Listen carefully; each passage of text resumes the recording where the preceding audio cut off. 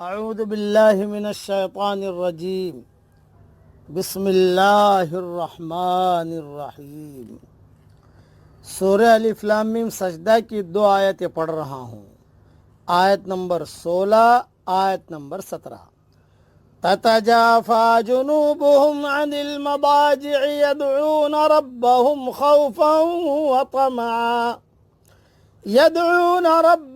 خوفا وطمعا ومما رزقناهم ينفقون۔ ان کی کروٹیں اپنے بستروں سے الگ رہتی ہیں، اپنے رب کو خوف اور امید کے ساتھ پکارتے ہیں، اور جو کچھ ہم نے انہیں دے رکھا ہے وہ خرچ کرتے ہیں۔ فلا تعلم نفس ما اخفی لهم من قرۃ اعین جزاء بما كانوا يعملون۔ کوئی نفس نہیں جانتا جو کچھ ہم نے ان کی آنکھوں کی ٹھنڈک ان کے لیے پوشیدہ کر رکھی ہے، جو کچھ وہ کرتے تھے یہ اس کا بدلہ ہے۔ تھوڑی تشریح سن لیجیے۔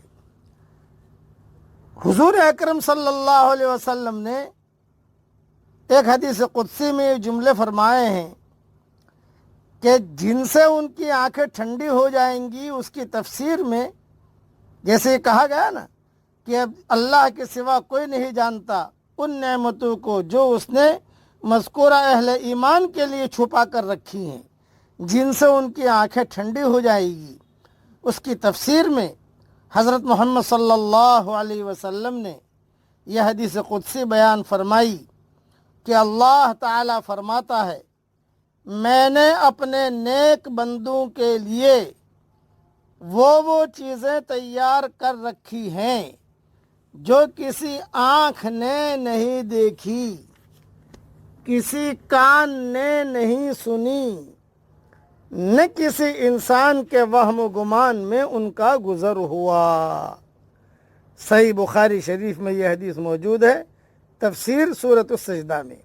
اس سے معلوم ہوا کہ اللہ کی رحمت کا مستحق بننے کے لیے اعمال صالحہ کا اہتمام ضروری ہے، اس لیے تہجد کا بھی اہتمام کیجیے اور اعمال صالحہ کا بھی اہتمام کیجیے۔ اب پڑھ لیجیے میرے ساتھ، سبحان اللہ و بحمدہ عدد خلقہ و رضا نفسہ و زینت عرشہ وَمِدَادَ كَلِمَاتِهِ۔ ہمارے ہاں تہجد کا وقت ہے، میں دعا کرتا ہوں کہ اللہ تو ہم سب کے لیے اور ہماری قیامت تک کے آنے والی نسلوں کے لیے جنت الفردوس کا فیصلہ فرما، آمین۔ وآخر دعوانا ان الحمد للہ رب العالمین۔